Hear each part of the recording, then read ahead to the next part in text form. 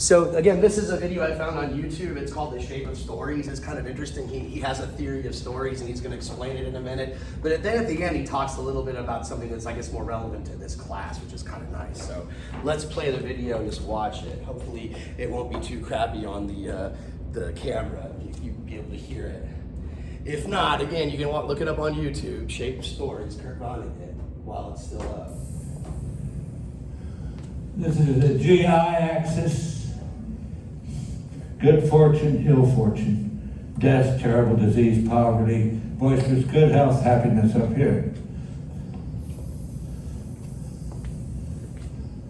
This is the BE axis, beginning, entropy.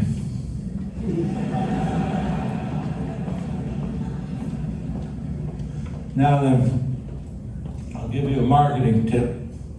To the people who can afford educations and buying books and magazines and all that, you can read. Don't like to read about people who are poor or sick. So, start your story up here.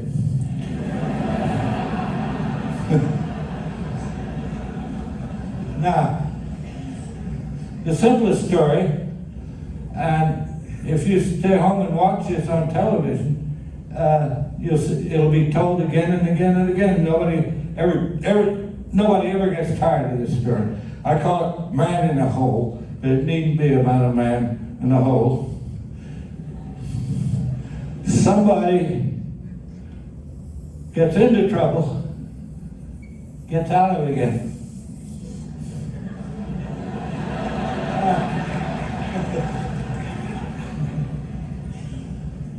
Now, the far end is a little higher than where we began. Because, the reader thinks, well, by God, I'm a human being too. I must have that much in reserve if I get into trouble or whatever. Now, another story that's very popular, and none of these are copyrighted, is I call it Boy Meets Girl, but it needn't be about a boy or a girl. It's somebody on a day like any other day comes across something perfectly wonderful. Oh boy, this is my lucky day.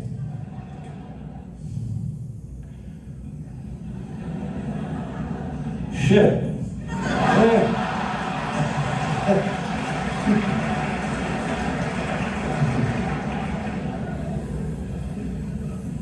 And gets it back again.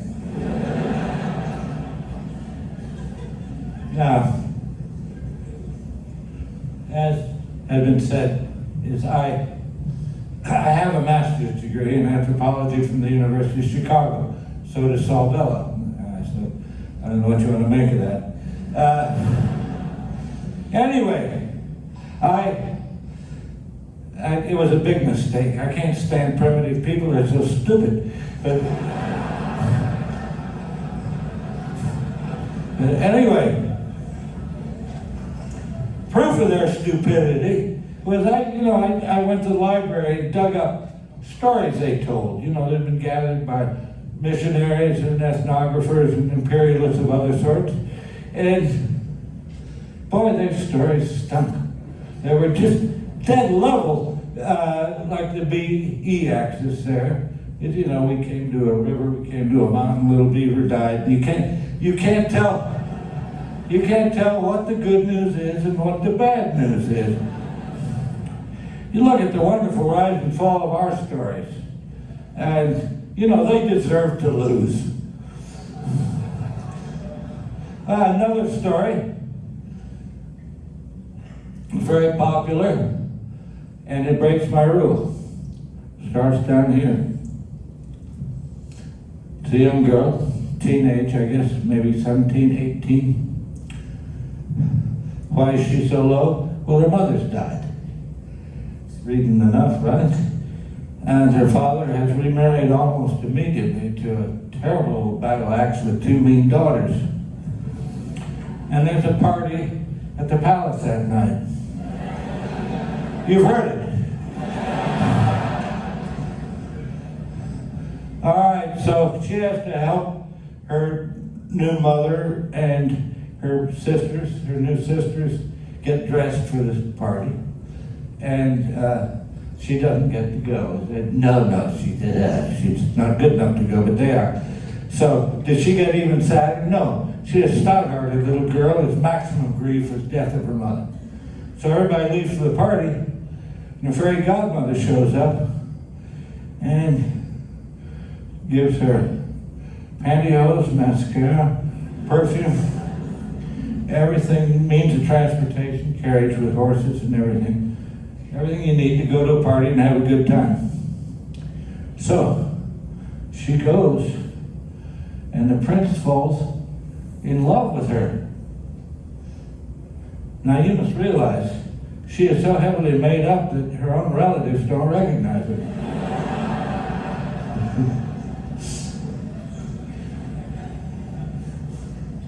Okay, so the clock strikes 12, as promised, and so she loses all the stuff. It's all taken away, and the fairy godmother said that was going to happen.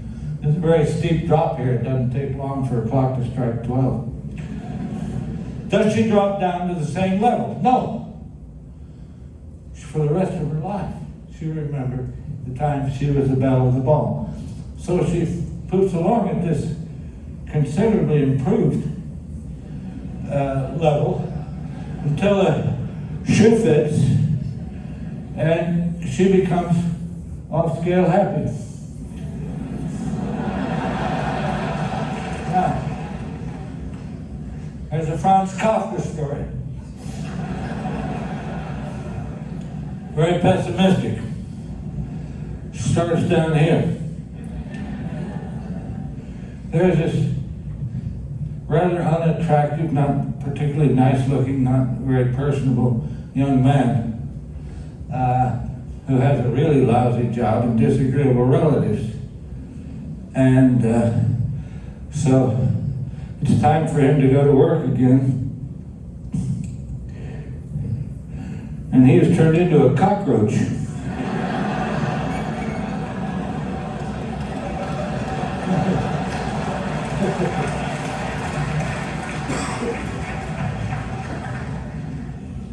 All right, now, does this have any use in criticizing literature? Well, I think perhaps it does. I think this rise and fall is in fact artificial. It pretends that we know more about life than we really do. And what's perhaps a true masterpiece cannot be crucified on the cross of this design. Well, all right, let's try Hamlet, okay? Well, I don't have to draw a new level. The sexes are reversed, but he's in the same situation as Cinderella, and a little older. His father has died, and his mother is remarried, his uncle. And so he is depressed as Cinderella. So, he is feeling very unhappy and depressed and everything, and his friend Horatio comes in and said, "Hey, Hamlet, there's this thing up on the parapet. I think you better go talk to it." It says it's your father. And so Hamlet goes up there, and this thing, whatever it is, now we don't know. Is any of you who've horsed around with Ouija boards or with any sort of seances or anything, you know there are malicious spirits around who are looking for saps like you, who are going to find ways to hurt you, give you very bad advice. So to this day, we do not know whether that thing up there on the parapet was really the ghost of his father and whether it was telling him the truth. But the thing said, "I'm your father. I was murdered by the man who's now the king, and you've got to avenge me." Well, since we don't know what it was, what it is, neither good news nor bad news, because we don't know. And so, all right, Hamlet says, "I know what I'll do. I'll stage a play. I'll hire actors and get them to act out the way the murder was described to me, and I'll have the murder suspect watch his reaction. Well, okay, so he does that. It's a flop. Nothing much happens. And so Hamlet is up in his mother's chamber, talking right after this flop and talking, and the curtains wave, or the arras waves, the drapes wave, and so he figures his uncle is back there, his new father supposedly, and so he's going to finally be decisive, and he pulls out his sword, sticks it through the drapes. Who falls out? This windbag, Polonius. And Shakespeare regards him as a total fool, and giving just the kind of dumb advice parents give their kids when they go away. Neither a borrower nor a lender be. Thanks a lot, Dad. What a swell time. Anyway, is this terrible? Is Hamlet going to get arrested or what? No, it's neither good nor bad news. It's just something that happens. All right. So finally, Hamlet gets in a duel and is killed. If he goes to heaven, he's off scale, happy like Cinderella. If he's going to hell, he's off scale, unhappy like Kafka's cockroach. But we don't know. I don't think Hamlet believed in heaven and hell any more than I do. I mean, that Shakespeare didn't. So,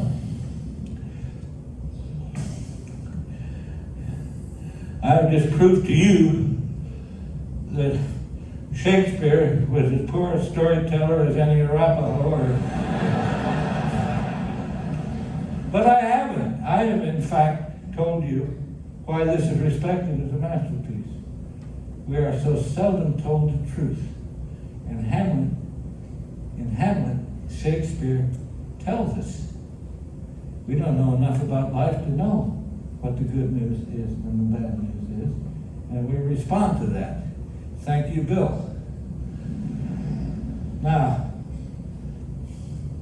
if you think all we do is we pretend to know what the good news is and what the bad news is, and you think about our training in this matter, all we do is echo the feelings of people around us. And imagine a little kid, 3 years old, maybe 4, and the parents are so excited. They have the most wonderful piece of news for this kid. And there's a little kid, oh boy, what can it be in this night? Here's the terrific news, the bombshell. It's your birthday! What could be a more empty piece of information? And so the kid goes, blah, blah, blah, blah. And it goes on, is our team won, blah, blah, blah, blah, blah, our candidate won, blah, blah, blah, blah. So, although I don't believe in heaven, I would like to go up to such a place once just to ask somebody in charge, hey, what was the good news and what was the bad news? Because we can't be sure. Now, every lecture I've ever given has included my tribute to my Uncle Alex, my brother's kid mother, who was a graduate of Harvard and a wise man, but just an insurance salesman in Indianapolis. He was childless. But what Uncle Alex found objectionable about so many human beings is that they so seldom noticed it when they were happy. And so we would be sitting under an apple tree, for instance, on a July afternoon, drinking lemonade and, talking about this and that, and partly buzzing like honeybees. And Uncle Alex would stop everything and say, wait a minute, stop. If this isn't nice, I don't know what is. And so he would do that again and again, and it was very good advice, and I've taken it up. And I hope that you will take up this habit too, of noticing when things are really awfully nice, and say, if this isn't nice, I don't know what is. Now then, I don't know how long have I talked. I've lost track because I'm supposed to speak for 45 minutes. Anybody know how long I've spoken? Huh? About 45? That's, what? All right, well, I'm going to ask for a show of hands now, so get set for that. And this is for everybody here. Everybody, no matter what age. How many of you have had a teacher at any point in your whole educational career, primary school, high school, college, grad school, how many of you have had a teacher who made you prouder to be alive, happier to be alive than you had previously believed possible? Would you show up your hands, please? Those of you who have. All right.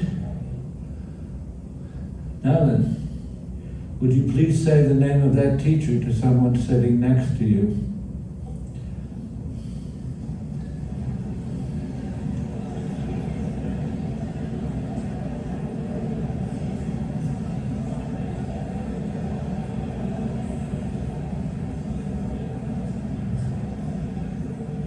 All done?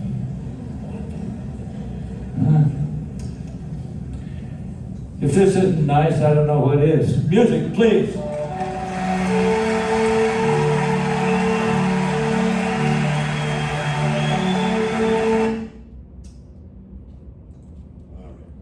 that's Vonnegut.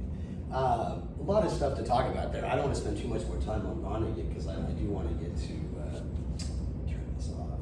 I do want to get to Camus today, and especially I want to talk about this idea of the absurd. But a couple things in that lecture there that struck out to me. One is that's the wrong thing. There we go. One is this notion of luck, right? So he's talking about narratives in the story and like how the story moves and like there's good fortune and ill fortune. And remember, luck was a big theme in the book in the Vonnegut novel. And he makes this point about Hamlet. Why does he call it a masterpiece? Because he says it's more honest. That these stories that try to sort of make it clear where the good luck and the bad luck is, that they sort of lie to us in a certain sense. They tell us a kind of a lie. That life isn't really like that. A lot of times we don't know what the good and the bad is. That's actually a theme. I don't know if I should dwell on it too much now, because that's going to be one of the major themes of the last book that we're reading, The Unbearable Lightness of Being. But it kind of ties into the Myth of Sisyphus when we get to talking about the absurd, right? And so he's saying that, Vonnegut in that lecture is saying that the story of Hamlet, I mean, he doesn't use the term absurd, the story of Hamlet is something like this, that there's an ambiguity to it. If you ever read Hamlet, you still have to read Hamlet, don't you, in high school? Don't they make you read that still? No? They don't make you read that? Yeah, Shakespeare. They made us read, when I was, I think, a freshman, we had to read Romeo and Juliet. Sophomore, we had to read Julius Caesar. And then I think junior year, we had to read Hamlet. And I think senior year, we didn't have to read Shakespeare. But like, they stopped doing that? Wow, that sucks. Like, Shakespeare's good. It's hard to read because of the language, but like, there's so much there philosophically. If you have a good teacher, Shakespeare can be pretty good. But yeah, Hamlet is, Vonnegut argues, a masterpiece because it doesn't lie to you, it tells you the truth. This is how life is. So you don't know the story of Hamlet, so you probably weren't following all this. So yeah, I mean, this is what happens, right? Hamlet in the beginning, Act 1, it's at his father's funeral. His mother's already remarried his uncle. And then later that day, or I think the next night, one of his, best buddy, guards of the palace tells Prince Hamlet, your father's ghost is up on the roof, and your father's ghost has been visiting the roof for the last few nights, haunting us, and he wants to speak with you. And so Hamlet's like, oh crap, I gotta talk to my father's ghost. And the father tells him, your uncle murdered me and betrayed me. My brother betrayed me and married my wife, avenged my death. And so, but there's this ambiguity because throughout the play, you kind of don't know if Hamlet is crazy. Like, you think he might be going nuts, or you might think sometimes you're not sure if he's pretending to be nuts, like he's actually using that as a ruse. So it's very ambiguous, and you don't know. You don't know if somebody, who the ghost is or what it is. So there's this ambiguity throughout the whole play, and I think that's the idea with Vonnegut is like, we don't really know what the good and the bad is. And how does this sort of tie into time? I don't know. We're going to get to time in this reading, so I don't know if I should dwell on that too much. But another thing too is this idea of goodness and badness, and good fortune and bad fortune, and the inability to tell the difference. I was reminded of a Buddhist parable that I once heard. I don't know where it came from. I used to go to a Buddhist temple quite often, and the shifu would, tell these stories. And one of them was interesting. I can't remember every detail.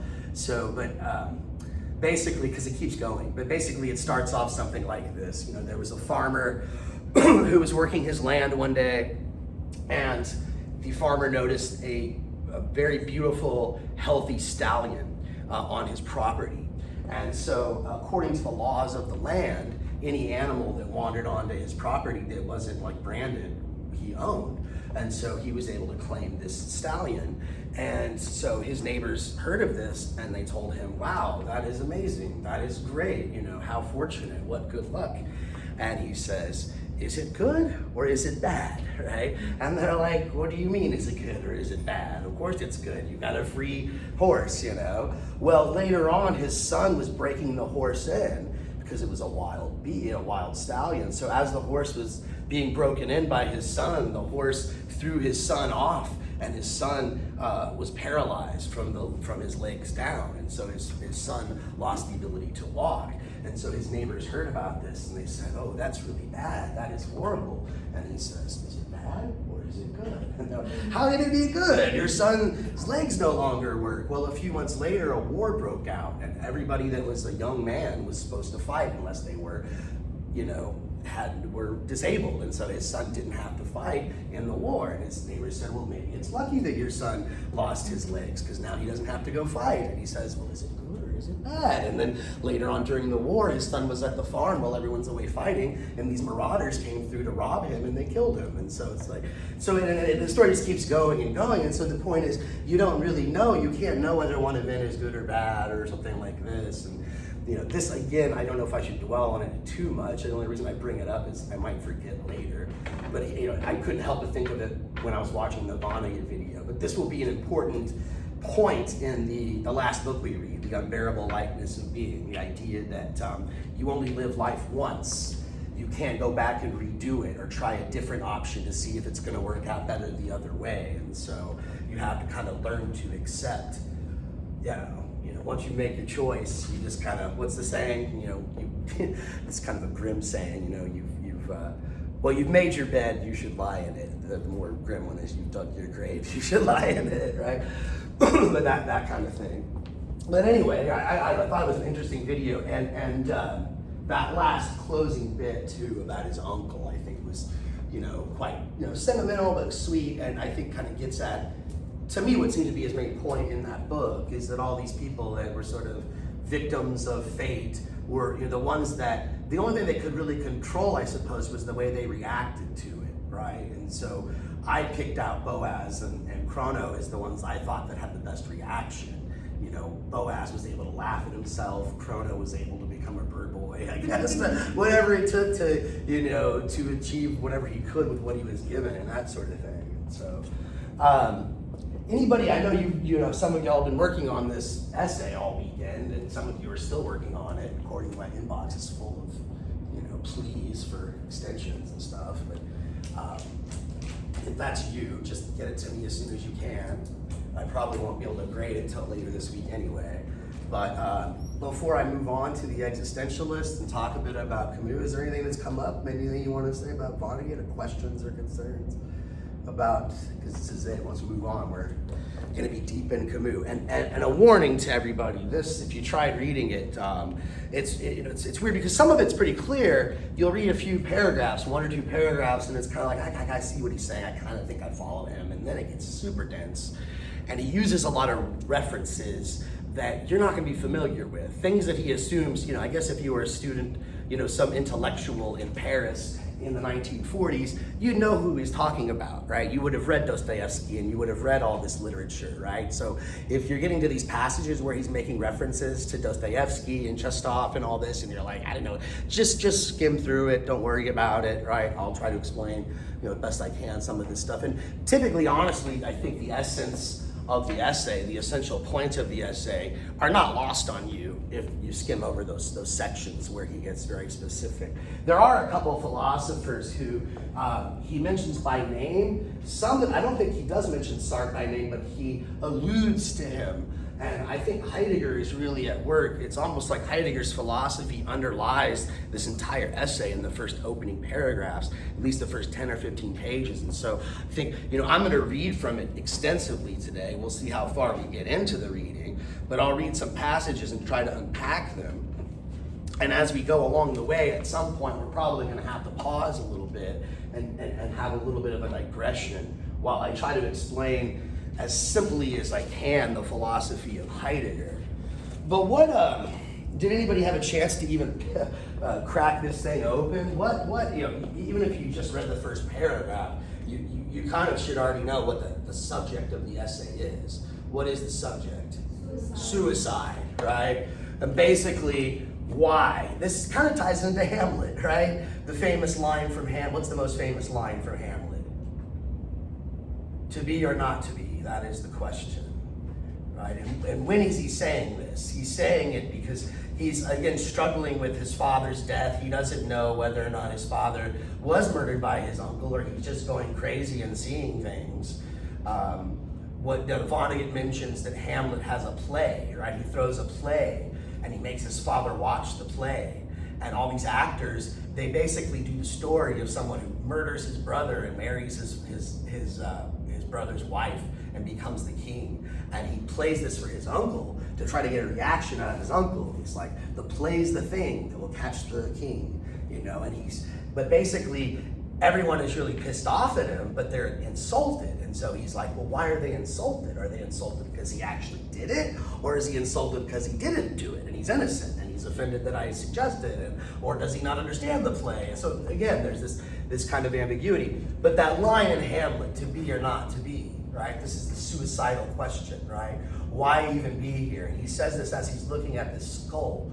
He's in the crypt, right, outside the palace, and he sees the remains of this servant that used to play with him when he was a little boy, right? What was it? Horatio, I think. No, Uric. Oh, alas, poor Uric, I knew him well, right? And he just contemplates his existence. And so, yes, this is an essay on suicide. And for Camus, and this might be a pretty bold claim, he sort of seems to just take it as a matter of fact. And I don't know how well he establishes it, but he seems to think that this question of suicide, whether or not I should kill myself or not, is the most important question that we could ever ask philosophically. That any other question that we might ask about, what he calls the ontological argument, that's an old argument for God's existence, or whether there are 12 or 9 categories, that's a reference to Kant. He says those are incidental. What we really need to prove is whether or not it's even worth even living, whether life is even worth living, to be or not to be. That is the question. That is the ultimate question. And until we give a good, complete answer for it, all these other questions are folly. They're just a joke. And so that is ostensibly the subject matter of the essay. There are a couple other themes, though, in the essay as well. Did you pick up? They're not easy to pick up on. Some of it, especially at the beginning, some of his writing is a bit unclear. There are 2 other sort of themes that he kind of, well, we can wait. We can get to it in a minute. Let me actually read. I'm going to read the opening lines here. So this is the beginning of the book, An Absurd Reasoning, and the first section is called Absurdity and Suicide. So we're going to have to get to this notion of the absurd here pretty soon. What does he mean by the absurd? So he writes, there is but one truly serious philosophical problem, and that is suicide. Judging whether life is or is not worth living amounts to answering the fundamental question of philosophy. All the rest, whether or not the world has 3 dimensions, whether the mind has 9 or 12 categories, comes afterwards. These are games. One must first answer. And if it is true, as Nietzsche claims, that a philosopher, to deserve our respect, must preach by example, you can appreciate the importance of that reply, for it will precede the definitive act. These are facts the heart can feel, yet they call for careful study before they become clear to the intellect. So this is something that he keeps reasserting throughout the essay. He distinguishes between what is felt and what is understood, right? What is felt deeply and maybe intuited, maybe a word you might use, and something that is understood by the intellect, a notion, an idea, a concept. And so as he puts it here, it's how we can sort of, I guess, decisively answer this question, that we can't really have any sort of definitive act in our life. So I suppose until we can give ourselves a reason for being, what's the French expression? How do you say it? A reason for being, raison d'être, right? Your reason for being, right? Until you answer that and give a reason for being, then none of your acts are definitive. What do you think he means by that? What do you mean by a definitive act? It's not real. Yeah, well, it's real, but I think maybe Like, kind of what you're trying to say. It's not defined. I guess like your destiny in a way, kind of. Yeah, well, I would also I'd be cautious to use words like destiny here, because I think for him it's like you don't have a destiny, like that's kind of in your own hand. But on the other hand, I think too, it's like if you don't give yourself a reason for why you're living, then it what? It doesn't like define. Yeah, it doesn't give you a sense of identity, Yeah. right? You know, like why am I doing what I'm doing, right? Like you're basically just going through the motions, right? You're not real. Yeah, I mean, I know what you're saying. That's like you're real. I think real, maybe authentic is what you mean. Like again, not being real, true, or to yourself or whatever. Like you just kind of faking it. You're not really. You don't have, what's the expression? The courage of your own convictions, or you don't really have any convictions, really, right? So these are facts the heart can feel. Yet for careful study before they become okay. If they call for careful. Yeah. So he's going to say that again. This is something, and maybe you can push back on this.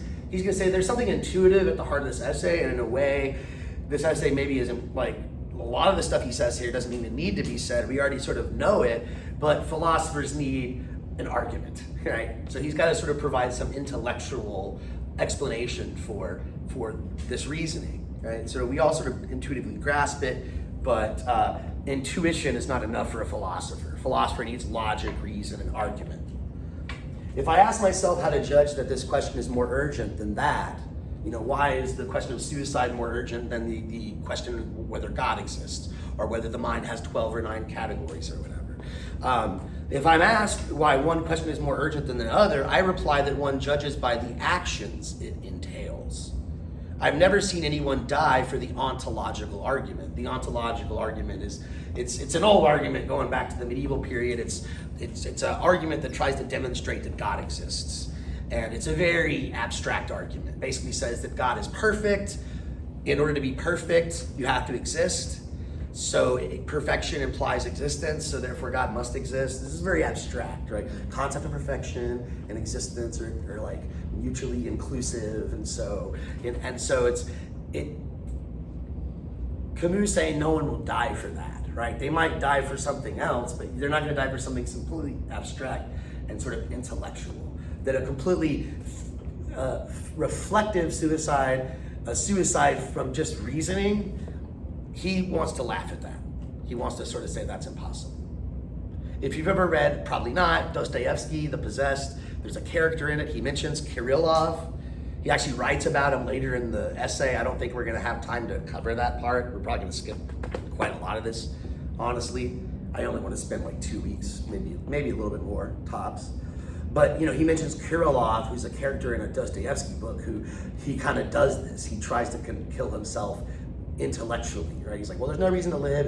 He's a nihilist. There's no purpose in life. So I need to kill myself in order to prove that I have the freedom and liberty to control my destiny. And he sort of kills himself to prove a point, to prove a philosophical point.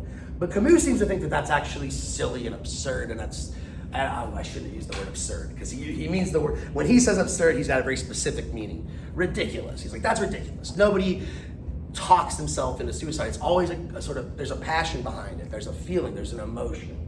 There's some sort of, people have died for a cause. People have died for like their country or for a religion, right? But they had a sort of visceral, sort of spiritual attachment. It wasn't some intellectual, like, oh, I guess it's actually do the odds and weigh the pros and cons, okay? Live, die, die's better. Kill. No, like, that's not usually how people arrive at suicide. I've never seen anyone die for the ontological argument, he says. Galileo, who held a scientific truth of great importance, abjured it with the greatest ease as soon as it endangered his life, right? When they threatened to kill Galileo or, put him under house arrest for the rest of his life, he's like, all right, fine, I'll act like I don't believe what I believe. In a certain sense, he did right. The truth was not worth the stake. Whether the earth or the sun revolves around the other is a matter of profound indifference. To tell the truth, it is a futile question. On the other hand, I see many people die because they judge that life is not worth living. I see others paradoxically getting killed for the ideas or illusions they give that give them a reason for living. What is called reason for living is also an excellent reason for dying. I therefore conclude that the meaning of life is the most urgent of questions. Yeah, this is interesting. Sort of, that's a kind of an irony.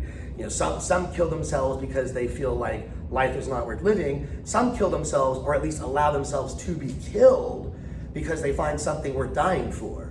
There's a famous quote from MLK. What did he say? Something like, I forgot how it goes. Something like, if you haven't found something worth dying for, then you're not living yet. Something like this. You gotta find something that is so important to you, you're willing to put your whole life on the line for it. Otherwise, you haven't found that, none of your acts are definitive, as Camus puts it here. Well, how do we answer this, right? How do we give our life a meaning? How to answer it? On all essential problems, I mean thereby those that run the risk of leading to death, or those that intensify the passion for living, on all these problems, there are probably but two methods of thought. The method of La Palisse and the method of Don Quixote. So these are two characters, La Palisse, Don Quixote. I'm not really familiar with La Palisse, I gotta admit, right? But I know who Don Quixote was. They're both, fictional, but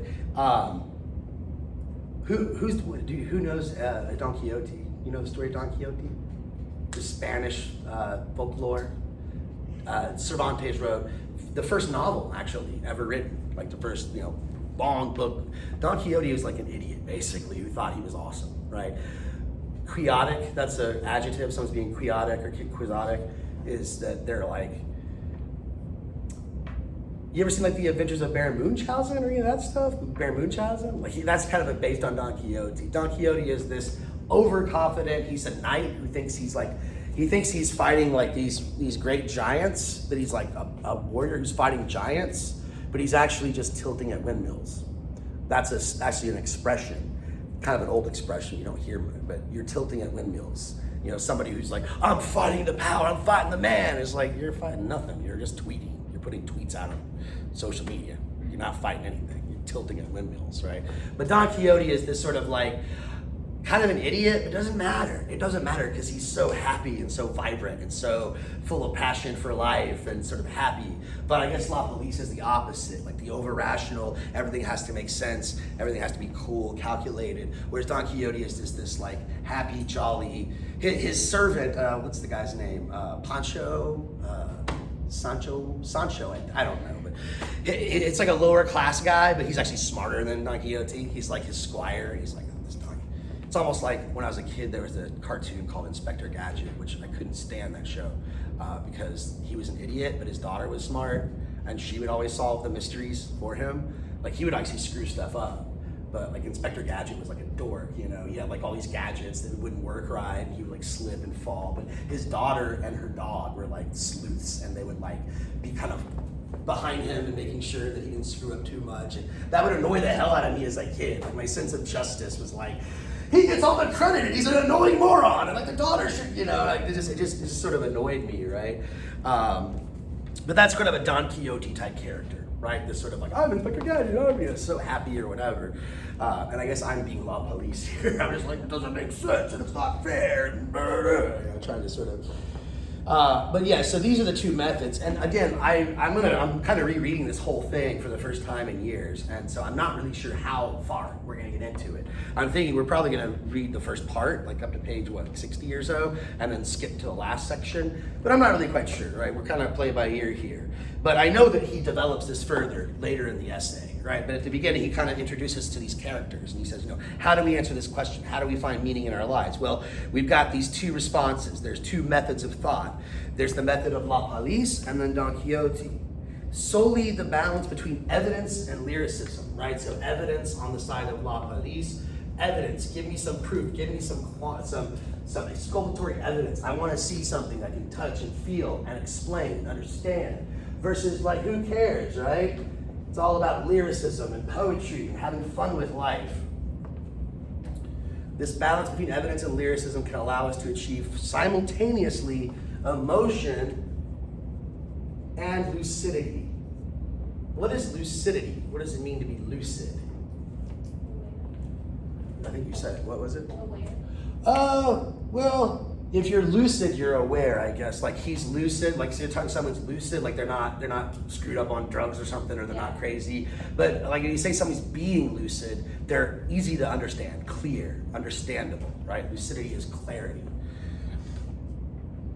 Right, and so the balance in a subject at once so humble and so heavy with emotion, the learned and the classical dialectic must yield, one can see, to a more modest attitude of mind deriving at one and the same time from common sense and understanding, right? I guess this is more the common sense.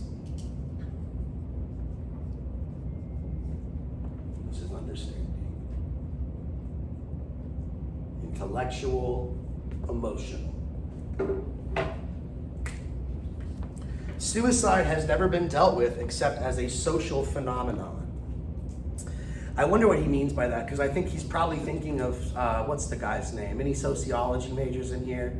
Durkheim, right? I think Emil Durkheim did the big, he's probably thinking of Durkheim. And I guess Durkheim did study it as a sociological phenomenon. So he says, no, we're not going to do that, not a social phenomenon. On the contrary, we're concerned here on the outset with the relationship between the individual thought and suicide. So he's trying to understand suicide on an individual level. An act like this is prepared within the silence of the heart and is a great work of art. The man himself is ignorant of it. One evening he pulls the trigger or jumps. Of an apartment building manager who had killed himself, I was told that he had lost his daughter 5 years before, that he had changed greatly since, and that the experience had undermined him. A more exact word cannot be imagined. Beginning to think is beginning to be undermined. Society has but little connections with such beginnings. This is interesting. Beginning to think is beginning to be undermined. Imagine this man losing his daughter, right? Imagine losing somebody.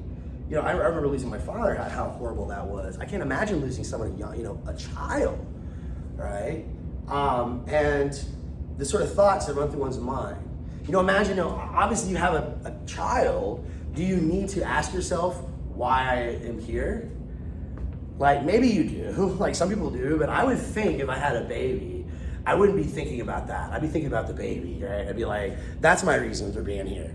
I gotta feed this kid. If I'm not here, this kid's gonna starve, or the child protection service is gonna get it and make sure he doesn't starve. And I don't want that. I wanna be a good father. And so, you lose that. Imagine this apartment owner who loses an apartment manager. He kills himself, right? His daughter died 5 years earlier. Maybe she was the one who was giving him definitive activity. And now it's like, well, why, and this happened to me, like, why am I even moving? Why am I even doing anything? It's like, it's hard to answer that question, right? He says that beginning to think is beginning to be undermined, right? The more, in a way, we saw the characters in the novel of Vonnegut do this. The more they try to think and understand the situation, they almost undermine their capacity to be happy. They undermine their own capacity to just enjoy their existence. But imagine going through a tragedy like this. It's pretty hard to avoid that, right? There are many causes for suicide, and generally the most obvious ones were not the most powerful. Rarely is suicide committed, yet the hypothesis is not excluded through reflection. What sets off the crisis is almost always unverifiable. So in a way you say, like, there's really a mystery. Like, you can't pinpoint, like, what did it? right? Like when you find out someone kills himself, like there's all these what ifs, right? Like what if? There's a great film, what is it called? Winter Night by Ingmar Bergman, Swedish director, right? It's an old movie, I think from the late 1950s, early 60s, black and white, subtitles. Probably too boring for most of you. But the movie is it brings up this issue. The movie's about a priest or pastor, I guess. He's not Catholic, so I guess a pastor, reverend, whatever. And so he's giving a sermon. Actually, they're Quakers, I think, so they're not doing anything. They're just being quiet, right? They don't talk in the church. They just wait for God to speak, right? And wait for God to show a sign, right? That's part of their faith. Well, after the worship service is over, one of his congregation comes to talk to him and says, I don't know why I'm going on. I just don't know. I have no reason to be, and I just can't handle life anymore, and I'm in despair. And the pastor is like, oh, just you're overthinking things, and it's gonna be okay, and I know how it gets. Life is hard sometimes, but just don't worry about it. Just go home and be a good husband and take care of your kids, and everything's gonna be cool. Just don't worry about it. You're overthinking things, right? Well, so the guy goes home and kills himself. And the pastor finds out about it. And the guy's like, later that day they run, the wife and the son run, and they're like, oh, he killed himself. And the guy's like, holy shit. Maybe I should have talked to him differently. Maybe there's something I could have said that would have prevented him from going home to do that. Like, how do I know? Maybe I didn't know he was that close to the edge, right? But how can we know? We just can't. We can't go back and not say what we said. And he kind of, Camus brings up this example, right? He says, what sets it off? It's unverifiable. Newspapers often speak of personal sorrows, of an incurable illness. Well, these explanations are plausible, but one would have to know whether a friend of the desperate man had not that very day addressed him indifferently. He is the guilty one. For that is enough to precipitate all the rancors and all the boredom still in suspension. Yeah, I remember there's a news anchor, I won't name names or whatever, but she's kind of controversial, but she lost her father. He didn't kill himself, at least, so that's good. But she was, I think, pretty young when she lost her father, and the last time she saw him, it was during Christmas, and she was being a little brat because she didn't get the toy she wanted or something like that, and that's the last memory. And so she feels like shit, like every time she talks about her dad, her eyes water up, and she's just like, so imagine, that my cousin killed himself, and last time I saw him, like, it was funny. Funny is not the right word, but I was trying to score drugs from him, and he ripped me off. He got all this money and used that money to overdose on morphine. He was a pretty sick guy, like literally sick, and addicted to substances. But yeah, I was pretty angry at the guy. But then when I found out what happened, it was just like shit, it really hurt me. And it was my fault, like, I guess part of my money helped pay for his last fix. But he was already on the edge. He already was. He was HIV positive. He got that from sharing needles with his girlfriend, and it was tragic. It was a tragedy, and his parents too. His parents were completely. I don't know. I love my uncle. He's a great guy, but they're very religious, and they could not accept, that it was their fault. And I think it partly was they're sort of like, you're ashamed to us.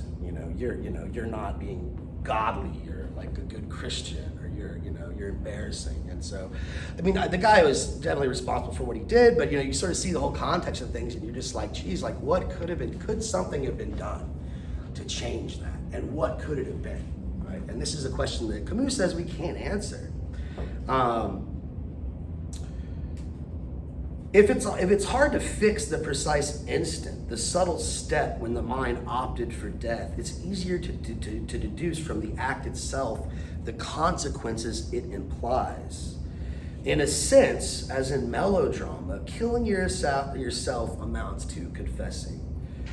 It is confessing that life is too much for you, or that you do not understand it.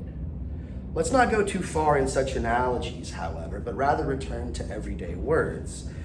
It is merely confessing that that is not worth the trouble.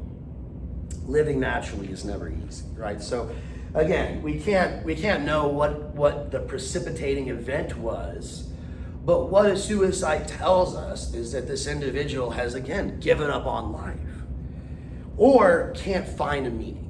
They've either given up, they say it's just not worth living, or there's no reason to be. And I've sort of, that's, I guess, the more nihilistic form of suicide.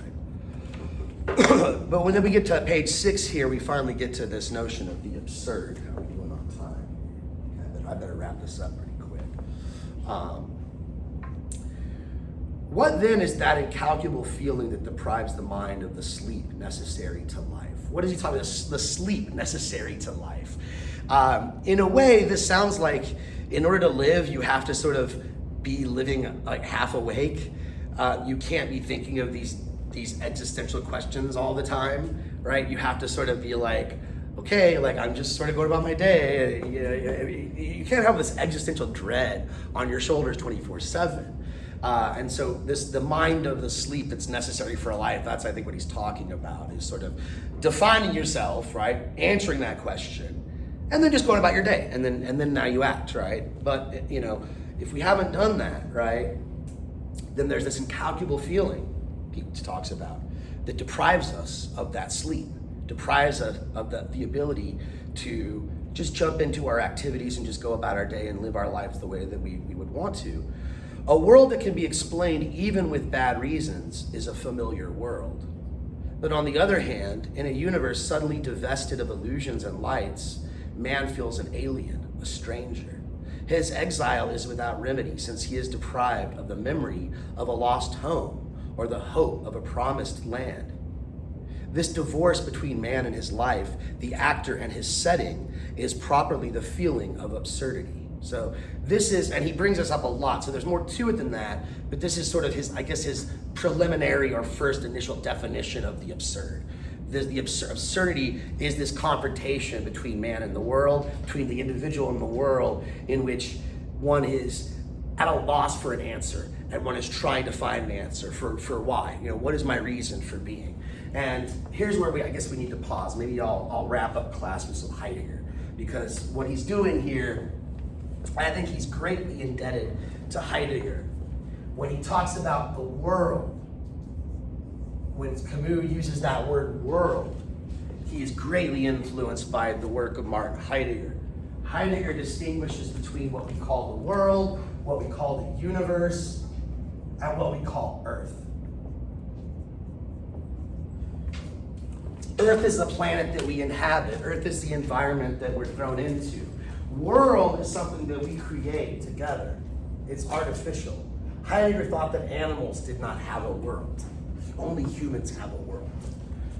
A world is, again, something we create. It's artificial. We create, like for instance, we create civilizations and rules and laws. That's one part of our world. We create buildings. There's construction workers who build stuff, right? Buildings don't just grow out of the earth. Right? We extract material, we build this stuff. We create institutions, political institutions, religions, traditions. That's what we mean by a world. And Camus says that even a world that's explained with bad reasons is a familiar world. We're all thrown into a certain world. Well, what happens is at some moments in our lives, we are alienated from that world. Heidegger, he starts with a pretty simple, kind of mundane example of how humans interact with their world on a kind of everyday level. He talks about the man in the workshop using his hammer.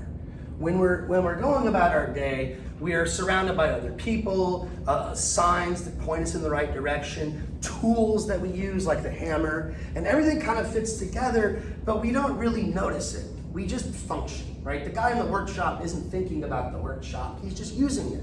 When you're using a hammer, there's really no sense of identity at that moment. You are the hammer, as Heidegger puts it. You ever been in the middle of some work and you're just hammering away and doing some physical activity, maybe you're at the gym working out or something like this, and you are your activity. There's no separation, there's no real self or identity to separate from your actions. But what happens is sometimes that breaks down. The hammer doesn't work. I pick up the hammer, the handle falls off of it.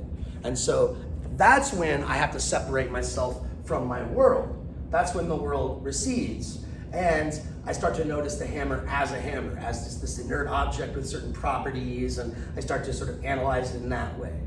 But usually I'm just kind of on autopilot, right? When I walk through the door, for instance, I'm not telling myself I'm walking through a door. I just do it. I'm not like, there's a door. In order to open a door, I have to put my hand out and grab the handle and turn it to the right. And it's not until the door doesn't work. When I come over here and I'm trying to leave the room, and I'm like, oh crap, it's locked. Now it is separate from me, and then I try to deal with the hammer. So again, for Heidegger, the world is something that we all just are immersed in, and we kind of take it for granted, right? That we're just sort of thrown into this world. We transparently cope. We cope with the things around us, very, sometimes good, sometimes bad. But we do it almost like subconsciously. I hate to use subconscious because he wouldn't like that. Unconsciously, without reflection. And so our whole life is a series of activities that are sort of held together in this world. Occasionally, though, our world breaks down, because for Heidegger, the only thing that's holding it together is what he calls Sorge, or care. That's a German word for care. It's because we give a shit. The only reason the guy's hammering is because he's trying to build something. What's he trying to build? I don't know. A chair, a table, a house. It's for somebody to use, so he could sell it, so he could use it himself, because he has other work to do. So everything I do is for the sake of something, and there's for the sake of something else, and there's this whole chain of doing this for something else, and ultimately it terminates, Heidegger thinks, in humans, right? Ultimately, everything that we do is for ourselves, whether we're building for ourselves or some other person or whatever. So it all comes back to human beings. The world is, again, a human created world. It's an artificial world. It's not a natural occurring thing. It's something we build together. What happens, though, is sometimes we go through some maybe loss or some event that requires us to separate ourselves or become alienated from this world. And that's when das Weltweltet, as Heidegger says, that's when the world worlds. Kind of weird German, right? But the world shows itself as the world. Usually we're in it. We're in it, we don't notice it. But when things break down, right? When we experience loss, anybody ever had their heart broken? Right? So, you feel, as Heidegger puts it, you feel the nothing, right? Das Nicht, the nothing annihilates. Camus talks about the nothing a little bit in his essay. He doesn't really explain it much. I think he assumes you know Heidegger before you read this. Nobody knows Heidegger anymore, so I'm helping out a little bit. But yeah, he talks about the nothing, and this is when the nothing appears. And maybe you felt the nothing, maybe after you had your heart broken. Nothing matters anymore. You no longer care about anything. And it's not that the world isn't there anymore. You still see it, but it has no value for you anymore. Your friends all try to come and console you. Oh my God, y'all broke up. I'm so sorry. He was a jerk anyway. You deserve better. Well, they try to say these things to try to make you feel better, right? But is there a way you can will yourself out of this mood? Can you just decide, okay, you're right. Can you rationalize yourself to happiness? Oh, you know what? You're right. He was a jerk. Now that you spelled it out mathematically, X, Y, and Z, now I'm not sad anymore. Is that how it works? No. Eventually you get over it, right? Eventually you get over it. It just takes time. But for Heidegger, these emotions, and this is another thing Camus talks about, and the way he explains it, I think, is very unclear. He's a good writer, but I think the way he explains this part is he could have done it better. The way our emotions color our world, right? For Heidegger, when we're happy, the world looks happy, right? That's a happy desk, yeah? But if I'm depressed, God, it's an ugly color. Why is it beige? Why is everything beige? God, make it blue. Just like the chair should match. It's like, I'm in a bad mood. I'm in a shitty mood. So everything I see is colored with this sort of tone of crappiness, right? But I'm in a happy mood. And there's a sort of, like as Heidegger puts it, there's a co-mood. You know, you'll be at a party and people will sort of all be enjoying the mood and they'll kind of know and sort of they feed off each other's vibes. We now know, and neuroscience teaches us that this is because we have what are called mirror neurons. That's how we're able to feel emotion. When we see someone crying, and we can feel sad. We're like, oh my God, like what's wrong with them? And we even start to feel a little sad when we see them cry. That's because our brain kind of mimics the neurons in their brain. And so we now know scientifically what he already sort of intuited philosophically is that there's this sort of mood that pervades a party or a group of people or whatever that we can all sort of be. It's not something mystical or magical. It's just, you know, it's just something that we are sort of consciously aware of, and it colors things. But again, back to this notion of the nothing for Heidegger. And I suppose Camus is on board with this because he talks about it quite a bit, is that there are these moments when, like you said, your heart gets broken, maybe you lose somebody that you love, you know, maybe you fail at something that you really thought was important. You know, you give yourself a reason for being, I want to be a doctor. And so you study your ass off and you sacrifice fun and you skip parties and tell your friends you can't go out this Saturday because you got to study for that pre-med exam, and then you don't get into medical school, or you fail, right? You know, or let's say your whole life is about getting married and you want to find love, and then you find someone you think is your love, and you get engaged and you're gonna get married, and then the day before you get married, they run off with your best friend. Right? I mean, this kind of stuff happens, and then when that happens, like you said, this is what it's all about. There's this sort of one thing that kind of ties your whole life together, that gives your life meaning, that gives all the things in your world significance, and that one thing is gone, and you can never get it back forever.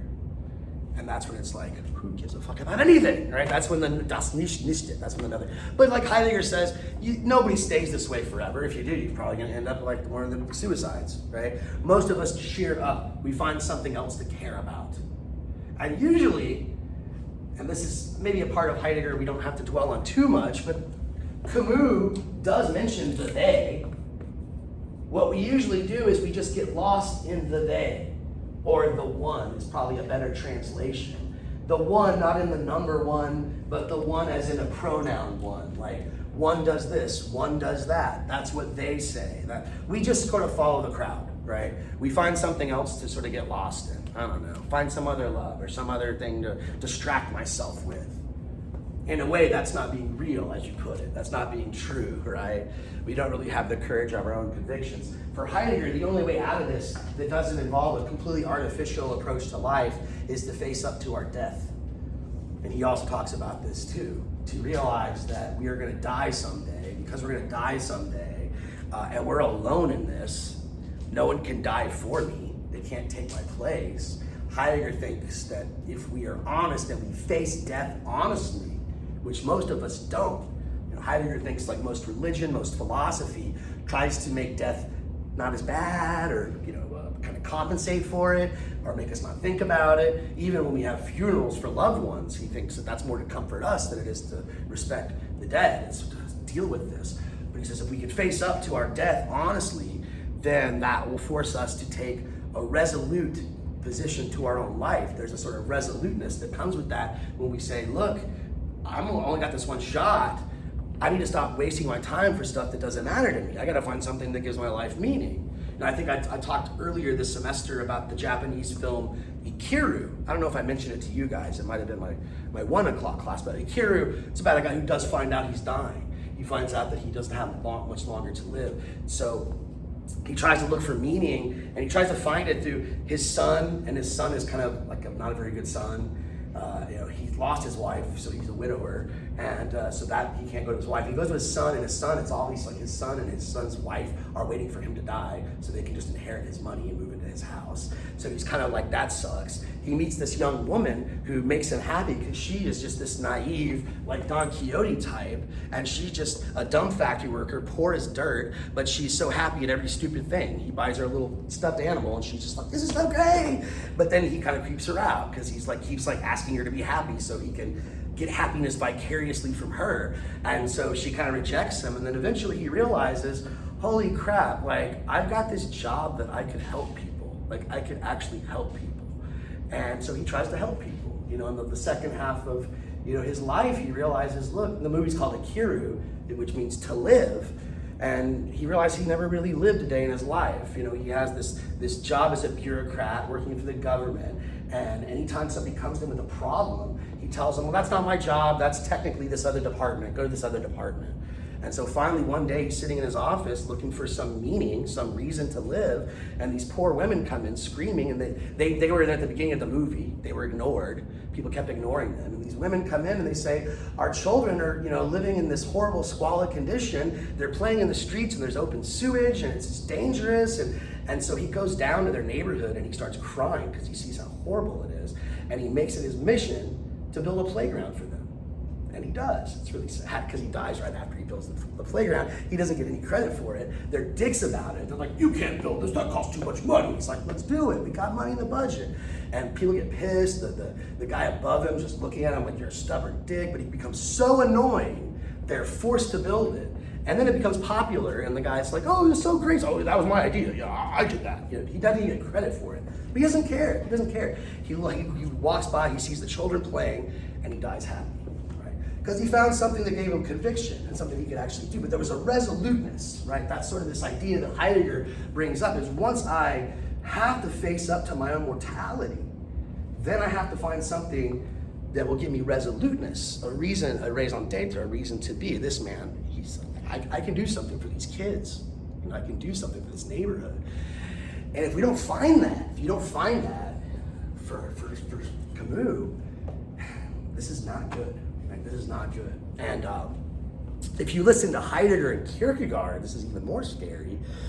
Modern society makes it very hard to find something to be resolute about, right? Just the nature of the way modernity is set up. We have a very cookie cutter society, very cookie cutter conception of what success is. It's generally, you know, economic success, you know, being in a C-suite, being a CEO or something like that, something very abstract.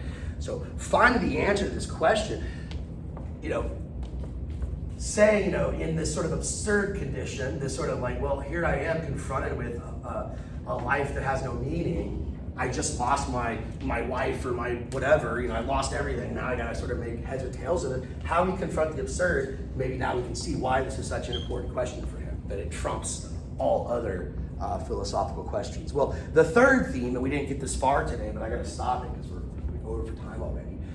So first is suicide, second is the absurd, and the last is hope. Right? Hope is the only hope. Right? So, but we're gonna have to say that for next time. So continue reading Camus, try to get up to page 50 if you can, or as close as you can, and we will continue with this on Wednesday. Oh, and I guess we'll be in the other room on Wednesday as well, because that other class is here. So, all right.